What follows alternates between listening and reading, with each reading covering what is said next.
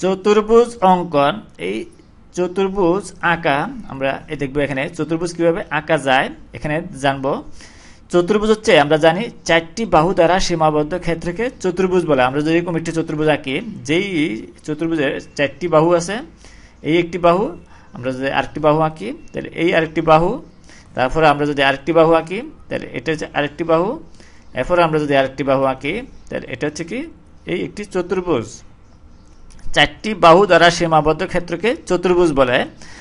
আমরা আগেই দেখেছি যে জানি যে একটি ত্রিভুজ আঁকার ক্ষেত্রে যদি তিনটি উপপাদ্য দেওয়া থাকে, অনেক ক্ষেত্রে ত্রিভুজ আঁকা সম্ভব হয়। কিন্তু চতুর্ভুজের ক্ষেত্রে যদি চারটি উপপাদ্য দেওয়া থাকে, স্বতন্ত্র চারটি উপপাদ্য দেওয়া থাকলে অনেক চতুর্ভুজ আঁকা সম্ভব হয় না। যদি এরকম চারটি বাহুর দৈর্ঘ্য দেওয়া থাকে এই চতুর্ভুজে, তাহলে আমরা কি করতে পারবো না, এই চতুর্ভুজ আঁকতে পারবো না। তাহলে আমাদের চতুর্ভুজ আঁকতে হলে কমপক্ষে পাঁচটি স্বতন্ত্র উপপাদ্য জানা থাকলে কি করতে পারবো, আমরা চতুর্ভুজ আঁকতে পারবো। বলা হয়েছে চতুর্ভুজের ক্ষেত্রে পাঁচটি স্বতন্ত্র উপপাদ্য জানা থাকলে আমরা কি করতে পারবো, একটি চতুর্ভুজ আঁকতে পারবো। যদি আমরা দেখি 1 নম্বরে, চারটি বাহু ও একটি কোণ থাকলে, আমরা যদি চারটি বাহু থাকে, এই চতুর্ভুজে চারটি বাহু দেওয়া থাকে এবং ওই চারটি বাহু ও একটি কোণ দেওয়া থাকলে অনেক ক্ষেত্রে চতুর্ভুজ নির্দিষ্ট আকারে চতুর্ভুজ আঁকা সম্ভব হয়। যদি এরকম চারটি বাহু, আমরা 4 কালার চারটি বাহু দেওয়া থাকে, দৈর্ঘ্য দেওয়া আছে এই যত সেন্টিমিটার এরকম দেওয়া থাকে, এবং একটি কোণ, এই চারটি কোণের মধ্যে একটি কোণ দেওয়া থাকলে এগুলো হচ্ছে কি কোণ। এই কোণ যদি দেওয়া থাকে, বলা হয়েছে যে এই চারটি বাহুর এই একটি বাহু, এই আরেকটি বাহু, এই চারটি বাহু দেওয়া থাকে এবং একটি কোণ দেওয়া থাকে, তাহলে আমরা কি করতে পারবো, এই নির্দিষ্ট আকারে চতুর্ভুজ আঁকা সম্ভব হবে। এরপরে যদি আমরা দ্বিতীয় নম্বরে দেখি, দ্বিতীয় নম্বর হচ্ছে যে চারটি বাহু ও একটি কর্ণ থাকলে, চারটি বাহু ও বলা হয়েছে যে একটি কর্ণ থাকলে কি হয়, এই নির্দিষ্ট আকারে চতুর্ভুজ আঁকা সম্ভব হয়। আমরা জানি চতুর্ভুজের দুটি কর্ণ থাকে, এই শীর্ষবিন্দু থেকে এই শীর্ষবিন্দু দূরত্ব, এই শীর্ষবিন্দু থেকে এই শীর্ষবিন্দু দূরত্বকে কর্ণ বলা হয়। আমরা যদি কর্ণ আঁকি, এটা একটি কি কর্ণ, তাহলে কর্ণের দৈর্ঘ্য এবং চারটি বাহুর দৈর্ঘ্য দেওয়া থাকলে আমরা এই নির্দিষ্ট আকারে চতুর্ভুজ আঁকা সম্ভব হয়। তাহলে আমাদেরকে যদি চারটি বাহু ও একটি কর্ণের দৈর্ঘ্য দেওয়া থাকে, আমরা কি করতে পারবো, একটি নির্দিষ্ট আকারে চতুর্ভুজ আঁকতে পারবো। এরপর দেখবো আমরা তৃতীয় নম্বরে হচ্ছে তিনটি বাহু ও দুইটি কর্ণ দেওয়া থাকলে, তিনটি বাহু ও কি হচ্ছে দুইটি কর্ণ থাকলে, দুইটি কর্ণ থাকলে আমরা কি করতে পারবো, চতুর্ভুজ আঁকতে পারবো, একটি নির্দিষ্ট আকারে চতুর্ভুজ আঁকতে পারবো। এইখানে একটি যদি বাহু, এই চারটি বাহুর মধ্যে এরকম একটি বাহু, এই আরেকটি বাহু, এই আরেকটি বাহু যদি দেওয়া থাকে, আমরা কি করতে, এবং দুটি কর্ণ দৈর্ঘ্য দেওয়া থাকলে, এই একটি কর্ণ, আমরা যদি এই পাশে আরেকটি কর্ণ আঁকি, যে আমরা এরকম এই কর্ণের দৈর্ঘ্য দেওয়া থাকে, তাহলে কি করতে পারবো, এই একটি কর্ণ, এই আরেকটি কর্ণ, এই দুটি কর্ণ এবং তিনটি বাহু মিলে কয়টি হলো, 5টি। আমরা এই 5টি স্বতন্ত্র উপপাদ্য থাকলে কি করতে পারবো, একটি চতুর্ভুজ অঙ্কন করতে পারবো, নির্দিষ্ট আকারে চতুর্ভুজ আঁকতে পারবো।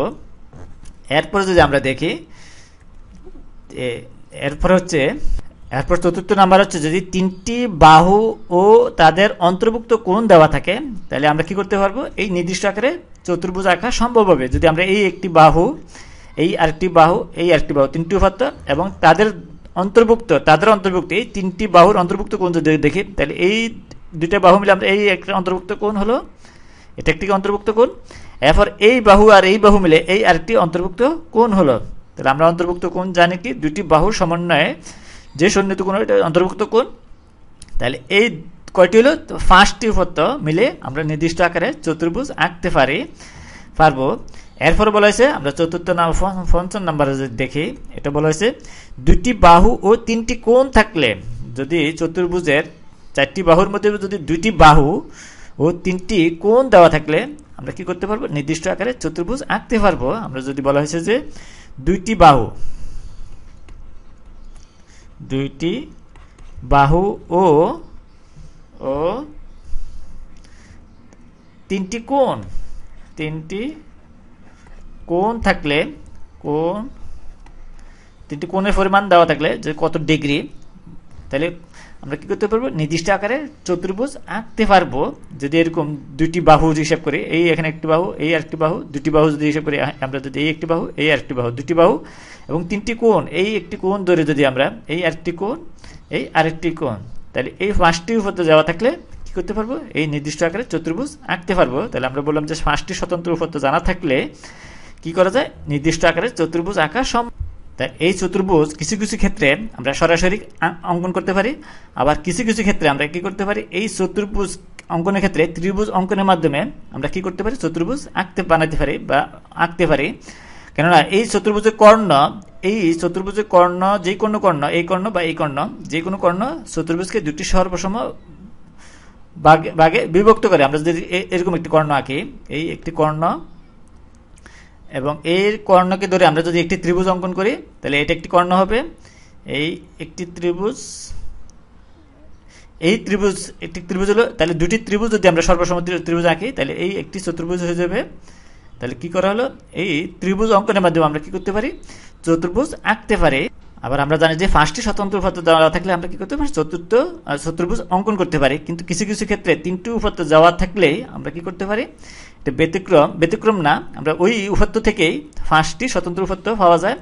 যদি একটি সামান্তরিকের একটি কর্ণ ও বলা হচ্ছে যে কোনো সামান্তরিকের যদি দুটি কর্ণ ও অন্তর্ভুক্ত কোণ দেওয়া থাকে, তাহলে আমরা কি করতে পারি, চতুর্ভুজ আঁকতে পারি। যদি বলা হয় এরকম দুটি কর্ণ এবং 3টি উপপাদ্য দেওয়া থাকলে অনেক ক্ষেত্রে চতুর্ভুজ আঁকা সম্ভব হয়। যদি স্বতন্ত্র 3টি উপপাদ্য দেওয়া থাকে, অনেক ক্ষেত্রে চতুর্ভুজ আঁকা সম্ভব হয়। যদি বলা হচ্ছে যে সামান্তরিকের ক্ষেত্রে যদি আমরা দুটি কর্ণ এবং অন্তর্ভুক্ত কোণ দেওয়া থাকে, এরকম যদি হয়, একটি কর্ণ হচ্ছে কি, এই একটি কর্ণ আমরা যদি আঁকি, এরকম একটি কর্ণ, তারপরে আমরা যদি আরেকটি কর্ণ, এই যে কোনো দৈর্ঘ্য হতে পারে, এই আরেকটি কর্ণ, এবং বলা হচ্ছে যে এদের অন্তর্ভুক্ত কোণ, এই যে কোনো একটা কোণ, এখন যে কোনো পরিমাণ ডিগ্রি, এই কর্ণের দৈর্ঘ্য এবং এই কর্ণের দৈর্ঘ্য দেওয়া আছে, এবং এখানে এক্স ধরে নিলাম যে কোনো ডিগ্রি। তাহলে বলা হচ্ছে যে আমরা চতুর্ভুজ অঙ্কন করতে আমরা এই প্রান্তবিন্দুগুলো যোগ করি, তাহলে কি হবে, এটা সামান্তরিক হয়ে যাবে, সামান্তরিক হয়ে যাবে। তাহলে এই সামান্তরিকের ক্ষেত্রে বলা হয়েছে যে 3টি উপপাদ্য দেওয়া থাকলে এই দুটি কর্ণ ও একটি কোণ যদি দেওয়া থাকে, এই দুটি কর্ণ দিয়ে আমরা কি করলাম এবং একটি কোণ দিয়ে একটি সামান্তরিক আঁকা সম্ভব হয়েছে। আবার বর্গক্ষেত্রের বেলায় আমরা একটি উপপাদ্য দেওয়া থাকলে কি করতে পারি, একটি চতুর্ভুজ অঙ্কন করতে পারি। বর্গক্ষেত্রে বলা হয়েছে যে আমরা জানি বর্গক্ষেত্রে প্রত্যেকটি বাহু সমান, একটি বাহুর দৈর্ঘ্য সমান প্রত্যেকটি বাহু, এবং প্রত্যেকটি কোণ হচ্ছে কি সমকোণ। আমরা যদি এরকম অঙ্কন করি, একটি বাহুর দৈর্ঘ্য এরকম হয়, এটা হচ্ছে কি এই এক বাহুর দৈর্ঘ্য মিটার বা যে কোনো একক হতে পারে, তাহলে 4টি বাহুর দৈর্ঘ্য সমান একই। আমরা যদি লম্ব আঁকি এই বিন্দুতে, তাহলে 90 ডিগ্রি হবে। বর্গক্ষেত্রের প্রত্যেকটা কোণ হচ্ছে কি 90 ডিগ্রি। তাহলে আমরা কি করতে পারি, বর্গক্ষেত্র আঁকতে পারি। তাহলে একটু উপপাদ্য দেওয়া থাকলে আমরা কি করতে পারি, চতুর্ভুজ অঙ্কন করতে পারি। এটা একটা কি চতুর্ভুজ, এর প্রত্যেকটা কোণ সমকোণ এবং প্রত্যেকটা বাহু সমান। তাহলে আমরা এই অনেক সময় একটু উপপাদ্য দেওয়া থাকলেও কি করা যায়, চতুর্ভুজ অঙ্কন করা।